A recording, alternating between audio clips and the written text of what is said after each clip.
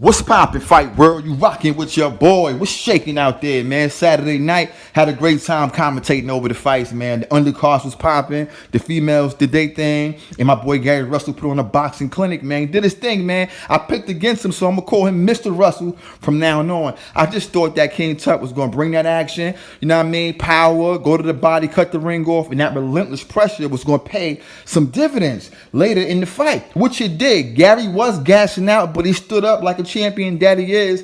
Listen, King Tut showed that he can compete with the high class fighters at 130. That's what he showed, and he will get better, just like JoJo did fighting Gary.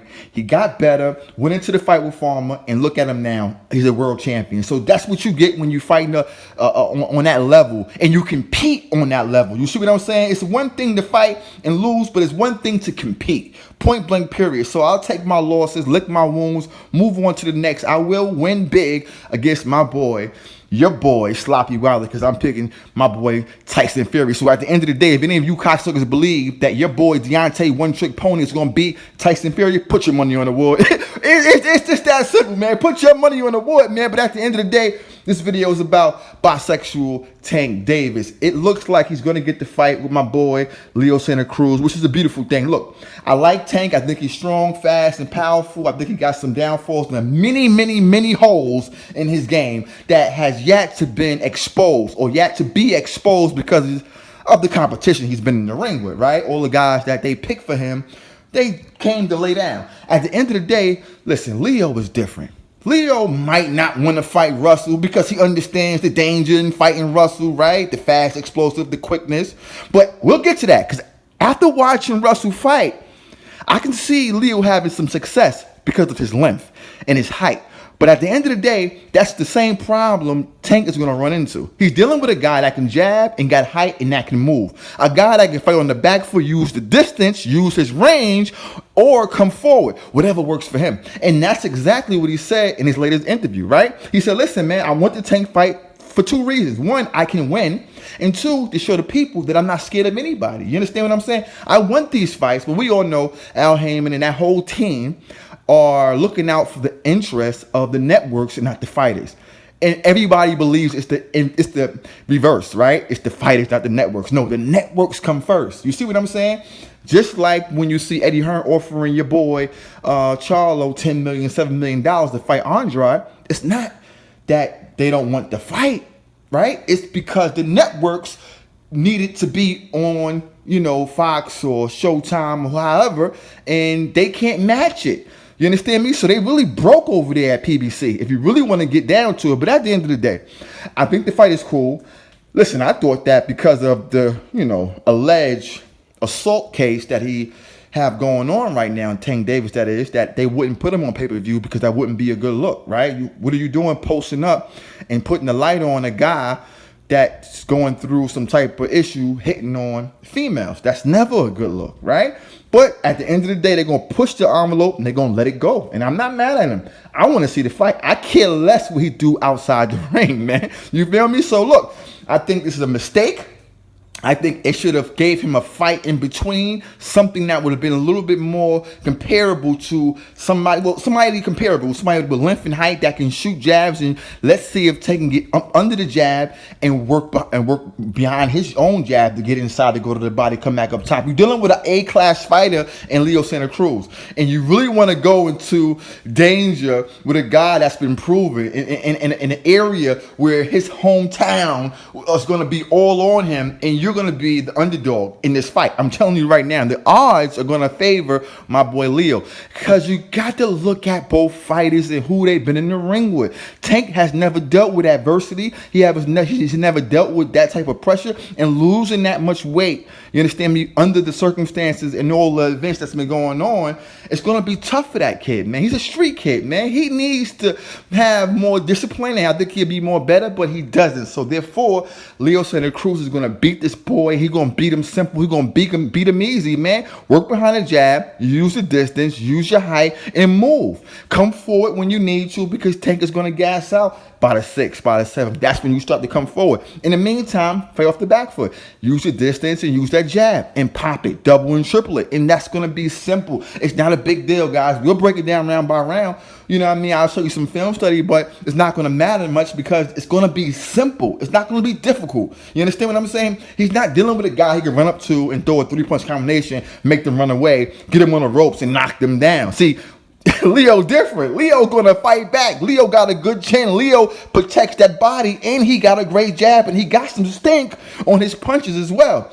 So at the end of the day, I can't wait for it to go down, man. But the other point that I wanted to make was Gary Russell moving up to 130, 135. It wouldn't be a good thing. I think he can compete with these guys. I think he can beat Tank Davis. Leo Santa Cruz, I don't see him beating Santa Cruz. Santa Cruz jab is very good, very strong, and he operates behind it so well. He's not a novice. You see, when he went up against my boy King Tut is not a novice. He's a great fighter. So the fight was difficult. Yes, Russell did some great combinations and did some great things and showed that he's a little bit better and there's levels to this thing. But he didn't wash out my boy Tut, right? He didn't wash him because when you step up in competition, things change. See, so that's when I go back to your boy Tank Davis. He hasn't stepped up in competition, and then he's gonna go right into a step up. You see what I'm trying to tell you? So it's gonna be difficult for him, for a guy who couldn't make 130. Talking about he gonna come to 130,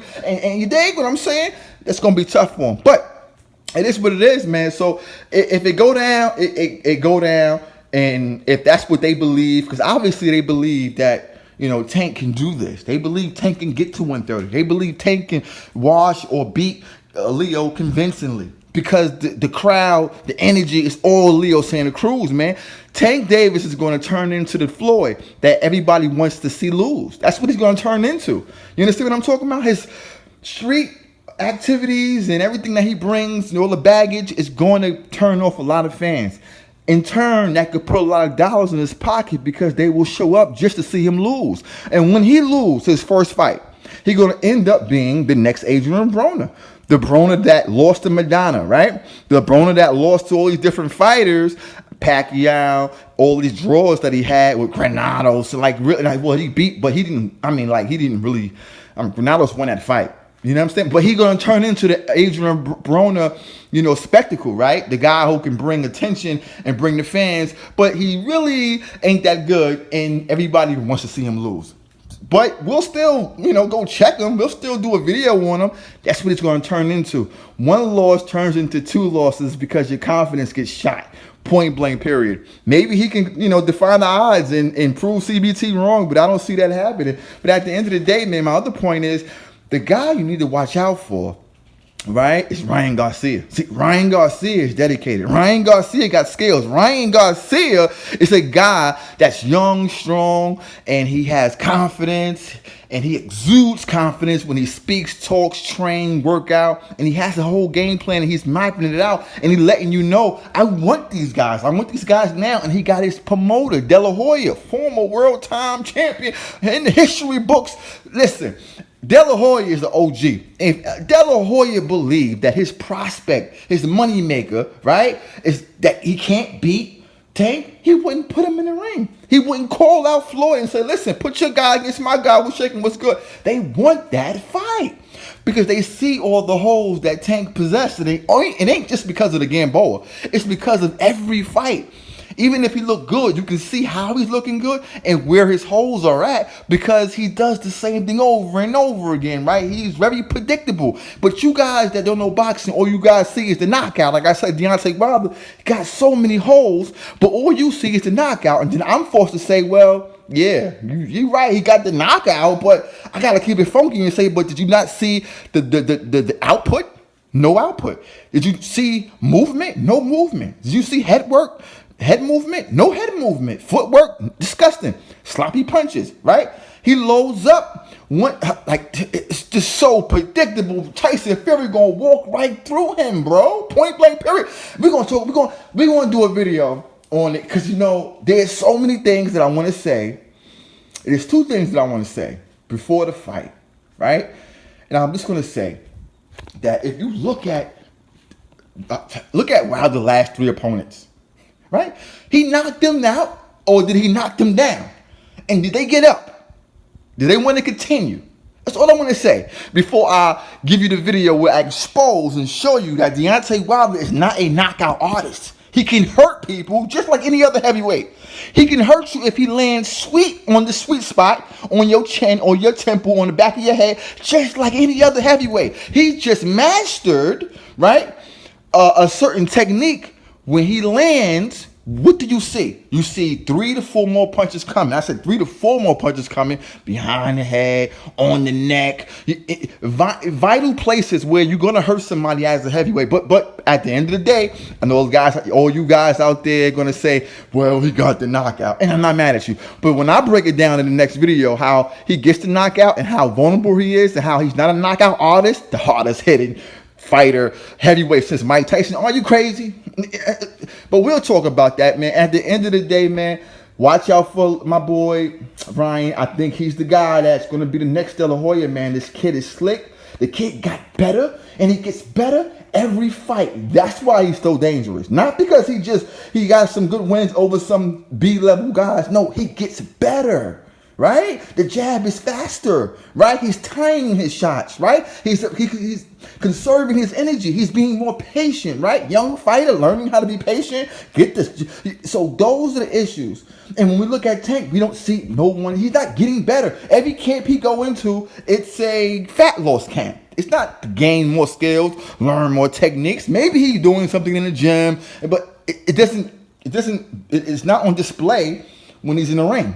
I don't see it. You know, I see the uppercut, that's the soul telegraph, and I see the straight and the hook. That's all I see. I don't see no slipping, no moving, no coming forward, no back foot game. And the fight with Gamboa showed you that he can't finish anybody because he doesn't have a discipline and he don't know how to set up his punches, man. But at the end of the day, you rocking with your boy CBT. Something light, something simple. Hope this video ain't too long, man. Rock with your boy. Subscribe to the channel. I'm going to do a video on your boy Sloppy, and I'm going to explain to you, right, midweek, how Tyson will beat him, and just explain to you some of the things that you guys just didn't look at or notice about Deontay Sloppy. He's not that good, and he's not a knockout artist. He's just not. I mean, the proof is in the pudding, and I'm going to prove it to you with facts and visuals. Rock with your boy. Subscribe to the channel. Peace.